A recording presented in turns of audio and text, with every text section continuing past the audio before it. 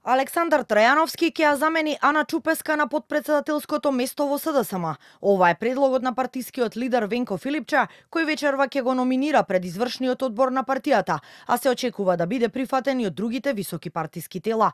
Предлогот за потпредседателското место за доктор Трајановски, кој беше кандидат за градоначалник во општина Аеродром, е првиот потек на Филипче за кадровските промени во партијата и раководството, што ги најави по изборниот пораз на локалните. Филипче побара трпение од членовите и симпатизерите и најави дека партиските промени ќе продолжат. Вечерва ќе се одржи состанок на извршниот одбор, на кој што ќе соопштам дел од овие планови. Како што реков, внимателно одиме низ овој процес, барам трпение од членовите, симпатизерите.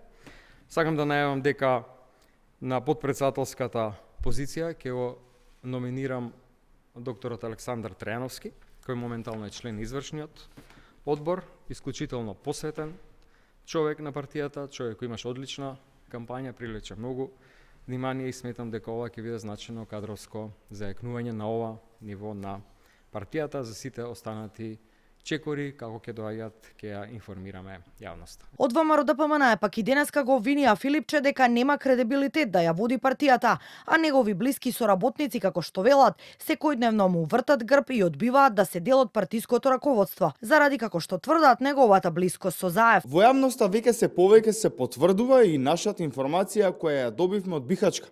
А тоа е дека познат доктор, воедно и поранешен градоначалник, кој важел своевремено за близок соработник на Филипче, одбил позиција во раководството, од причина што Филипче за него бил нерелевантен и човек без кредибилитет. Филипче пак категорично ги отфрла ваквите тврдења на ВМРО-ДПМН, кои ги оцени како трачарски и кафански муабети, заде фокус од реалните проблеми во државата, со кој власта според него не може да се справи. Прашан за прозивките меѓу екс-председателот Пендаровски и екс-министерот Фрчковски, Филипче тврди дека во партијата нема раслојување, туку единство.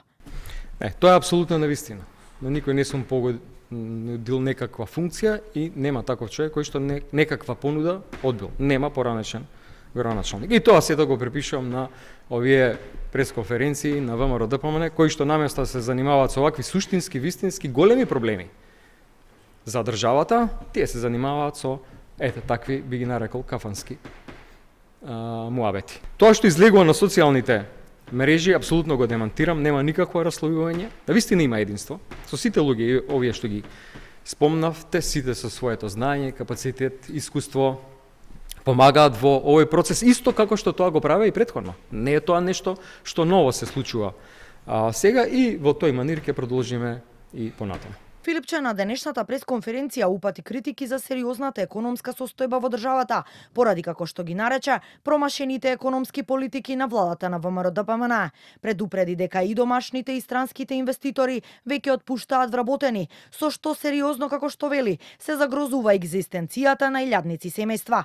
Според Филипче, со досегашните отпуштања и оние кои се во најава до крајот на годината, за околу 30% ќе биде намален бројот на вработени во зоните со странски инвестиции.